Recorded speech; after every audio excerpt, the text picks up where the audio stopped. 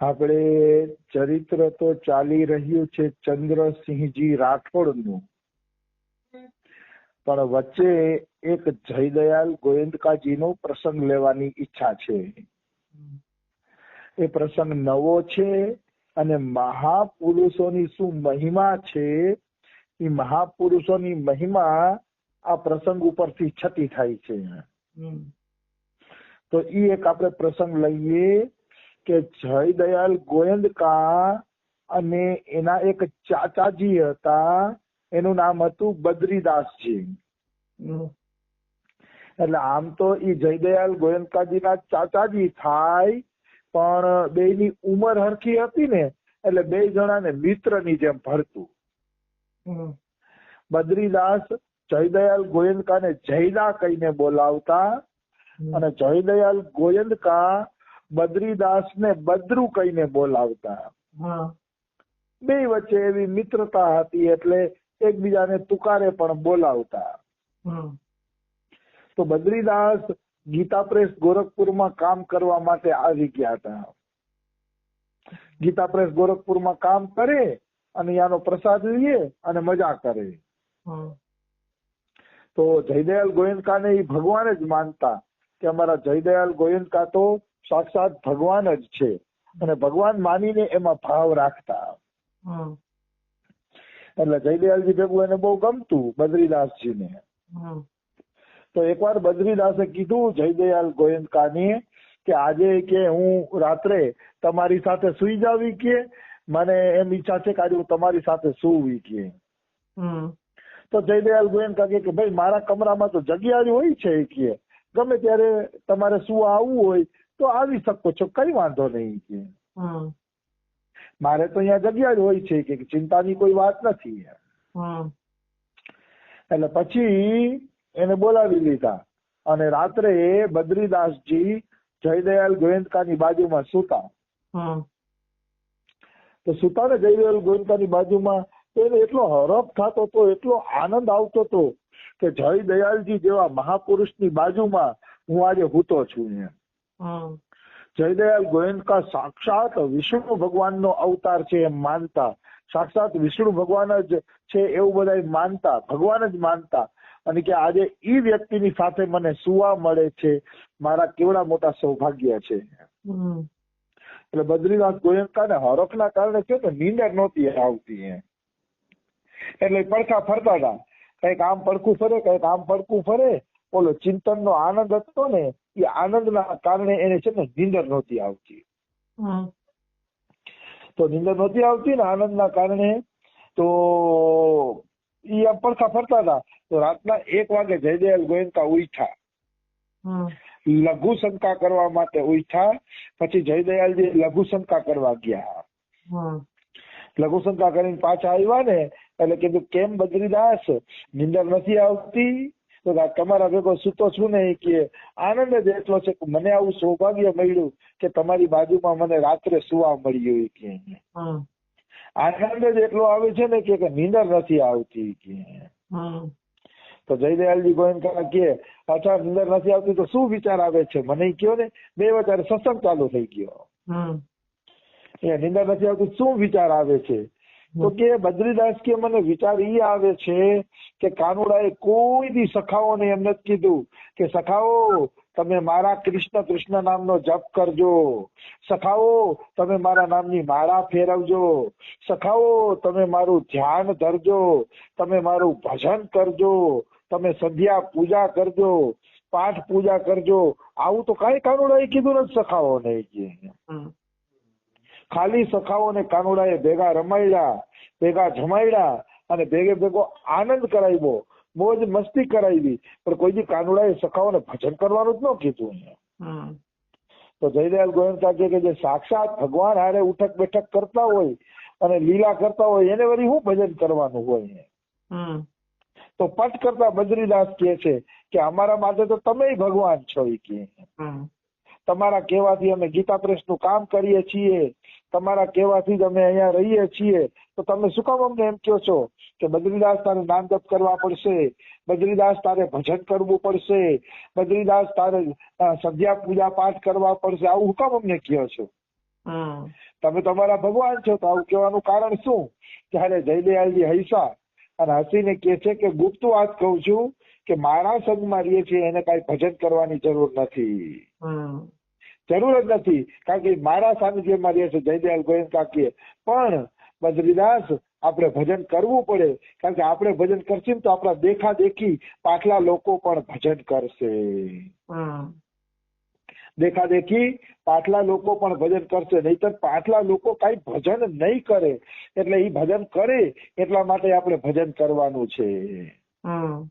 તો બદ્રીદાસ કે ભલે તમારી આજ્ઞા છે તો ભજન કરશી, બાકી અમને એમ જ લાગે છે કે જેમ સખાઓ કૃષ્ણ ભગવાન સાથે લીલા કરતા એમ અમે તમારા જેવા ભગવાન સાથે લીલા જ કરીએ છીએ.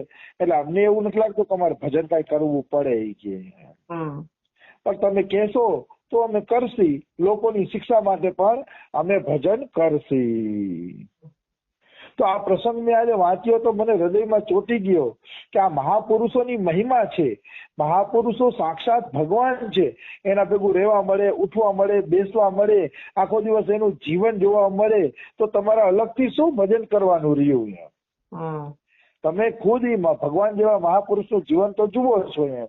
એટલે જ હું રમેશ બાબાને અમારા ગુરુને આ કક્ષામાં મૂકું છું કે એના દર્શન થઈ જાય, એના ભેગું રહેવા મળી જાય, કે કેમ છો એમ પૂછી લઈએ તોય માનવાનું કે ભગવાન હારે આપણી વાતચીત થઈ જ ગઈ. એના દર્શન થઈ ગયા તો ભગવાનના દર્શન થઈ જ ગયા. એટલે ક્યારેય એમ નહીં માનવાનું કે આપણે કઈ અલગથી ભજન કરવું પડશે. આવા મહાપુરુષના સાનિધ્યમાં રહેવા મળતું હોય એ જ મોટા મોટું ભજન છે. એનાથી મોટું ભજન એકેય નથી. આવી વાત છે. એટલે જયદયાલ ગોયંકાનો આ પ્રસંગ મને અતિ ચોંટી ગયો છે. સંત મહિમાનો પ્રસંગ છે, અને જેને આવા સાચા સંતનો ભેટો થઈ ગયો છે એને પછી કઈ કરવાનું રહેતું નથી. એની સેવા એનું જીવન દર્શન ઈ જ એનું ભજન. ઘણા લોકો કહેતા હોય ને, આહા નરસિંહ મહેતાના જીવનમાં કેવા પ્રસંગો છે, મીરાબાઈના જીવનમાં કેવા પ્રસંગો છે, તુલસીદાસના જીવનમાં કેવી કેવી ઘટનાઓ બની છે. પણ એ જ ઘટનાઓ જો આપણે ગુરુની જોવા મળતી હોય, આપણા ગુરુ પણ એવું જીવન જીવીને દેખાડતા હોય, તો પછી ગુરુનું જીવન ચરિત્ર નજર સામે જોઈ છે તો બીજું હું વાંચક ભજન કરવાનું રહ્યું. અમારા બાબા એમ કેતા કે અમારા 3 કડી બાબા હારે કોઈ 2 વર્ષ રોકાઈ જાય એટલે એને શાસ્ત્ર ન વાંચવા પડે, એને ખબર પડી જ જાય કે સંતનું જીવન કેવું હોવું જોઈએ. 2 વર્ષ પણ કોઈ અમારા દાદા ગુરુ ભેગા રોકાઈ જાય તો એના જીવનની આટલી બધી ખબર પડી જાય એમ અમારા બાબા કહેતા છે. આવી વસ્તુ છે. એટલે કહેવાનો ભાવ શું છે કે મહાપુરુષો સાક્ષાત ભગવાન છે, અને ભગવાન જ મહાપુરુષના રૂપે અવતાર લઈને ધરતી ઉપર લીલા કરતા હોય છે. એવા મહાપુરુષના સાનિધ્યમાં કોઈ જીવ પહોંચી જાય તો એ માનો ભગવાનની લીલામાં જ સામેલ થઈ ગયો છે. પછી એને કઈ અજન ભજન કરવાનું રહેતું નથી. પણ એ મહાપુરુષના સાનિધ્યમાં અને એની આજ્ઞામાં હોવો જોઈએ તોની વાત છે, નહીતર વાત નથી. આવી વસ્તુ છે. પછી એને કઈ અજન ભજન કરવાનું રહેતું નથી. તો આ તો જયદયાલજીની નવી વાત મળી મેં લીધી હતી. હવે આપણે ચંદ્રસિંહજી રાઠોડના ચરિત્રમાં પ્રવેશ કરીએ. તો ચંદ્રસિંહજી જે રાઠોડ છે એની દિનચર્યા આપણે હાલતી હતી કે એની દિનચર્યા શું છે. ચંદ્રસિંહજી રાઠોડ રાજા હતા, અને કિશનસિંહજી એને માર્ગદર્શન આપે છે. એના માર્ગદર્શન પ્રમાણે દિલ્હી જઈને દીક્ષા લે છે. દિલ્હી જઈ અને એને દીક્ષા લીધી, અને પછી એ પોતાના રાજ્યમાં આવીને ભજન કરવા માંડ્યા.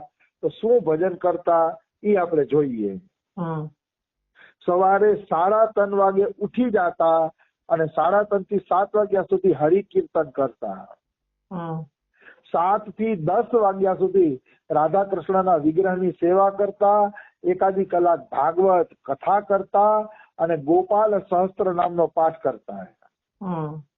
એમાં સવારના હરિકીર્તનમાં બધાને આવવાની છૂટ હતી, પણ 3:30 થી 7 વાગ્યે ખાલી 5 જ જણા આવતા.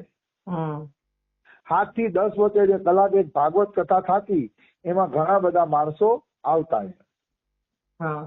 10 થી 10:30 વાગ્યા સુધી હાર્મોનિયમ ઉપર ભગવાન નામનું ગાયન કરતા. 10:30 થી 11 વાગ્યા સુધી પ્રસાદ સેવન કરતા. આટલા સુધી આપણે લીધું હતું. હવે 11 થી 12 વચ્ચે ભગવાન નામ સ્મરણ કરતા. 11 થી 12 વાગ્યા 1 કલાકનો સમય એનો ભગવાન નામ સ્મરણની અંદર જાતો. અને 12 થી 3:30 સુધી એ સ્વાધ્યાય કરતા. ભાગવત છે, ગીતા છે, કોઈ ભક્તિ સાગર છે કે અન્ય જે ધાર્મિક ગ્રંથો છે એ ધાર્મિક ગ્રંથોનો પાઠ કરતા 12 થી 3:30 વાગ્યા સુધી. અને 3:30 થી 6:30 વાગ્યા સુધી ભગવાન નામ સ્મરણ કરતા, પાછા નામ જપ કરતા. 6:30 વાગ્યા સુધી. અને 6:30 થી 9:30 સુધી એ પ્રસાદ સેવન કરતા અને નામ સ્મરણ કરતા કરતા ભ્રમણ કરતા. ભ્રમણ જરૂરી છે, કારણ કે સંતો આખો દી બેઠા બેઠા જીવન જીવે ને તો જાડિયા પાડિયા થઈ જાય અને કોલેસ્ટ્રોલ વધી જાય. એટલે ભ્રમણ કરવું જરૂરી છે. એટલે બધા સંતો સાંજના સમયે જરૂર લટાર મારવા નીકળે છે. સાંજના સમયે સંતો એક લટાર તો મારે જ છે ને મારવી જ જોઈએ, એમાં કોઈ એટલે કોઈ શંકા નથી. તો 6:30 થી 9:30 સુધી આપણા ચંદ્રસિંહજી રાઠોડ પ્રસાદ સેવન કરતા, નામ સ્મરણ અને નામ સ્મરણ કરતા કરતા ભ્રમણ કરતા. અને 9:30 થી 3:30 વાગ્યા સુધી 6 કલાક સુધી એ શયન કરતા, સૂતા. મતલબ ખાલી 6 કલાક જ નિંદ્રા કરતા, બાકી 3:30 વાગે ઉઠતા, સાંજના 9:30 વાગ્યા સુધી ભજન કરતા. બપોરે પણ પોતે શયન કરતા નહીં, એવું એનું દિવ્ય જીવન હતું. ને આમ પણ જેને જેને ભગવત